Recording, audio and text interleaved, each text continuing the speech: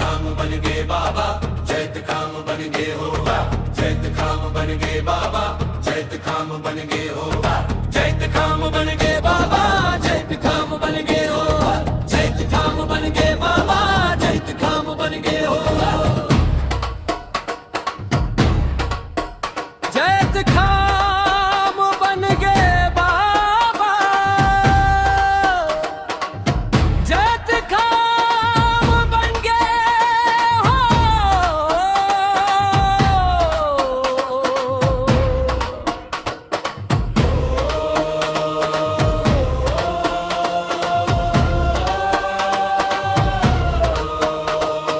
जैत खाम बन गए बाबा, जैत खाम बन गए हो। जैत खाम बन गए बाबा, जैत खाम बन गए हो। जैत खाम बन गए बाबा, जैत खाम बन गए हो। सत्य नाम के झंडा गगन में लहराए, सबके बन गए परमान हो। जैत खाम बन गए बाबा, जैत खाम बन गए हो। एक धाम बन गए बापूरी महिमा अगमा पार हो।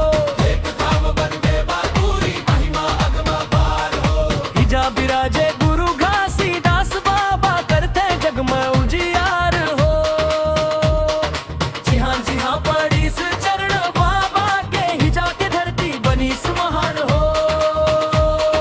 जैत खाम बन गए बाबा, जैत खाम बन गए हो।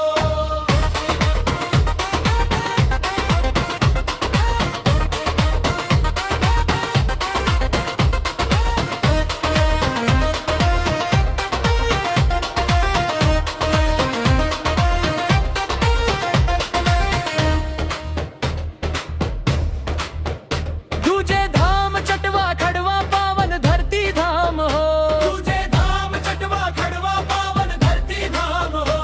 लहराए जैत खाम के उज्जर झंडा, गूंजे सतनाम के गान हो। कन कन माँ बाबा के बस से हवय, सुधर जाते सब काम हो। जैत खाम बन गए बाबा, जैत खाम बन गए हो। जैत खाम बन गए बाबा, जैत खाम बन गए हो। जैत खाम बन गए बाबा, जैत खाम बन गए हो। जैत खाम बन गए बाबा, जैत खाम बन गए हो। जैत खाम बन गए बाबा, जैत खाम बन गए हो। जैत खाम बन गए बाबा, जैत खाम बन गए हो। जैत खाम बन गए बाबा, जैत खाम बन गए हो। जैत खाम बन गए बाबा, जैत खाम बन गए हो।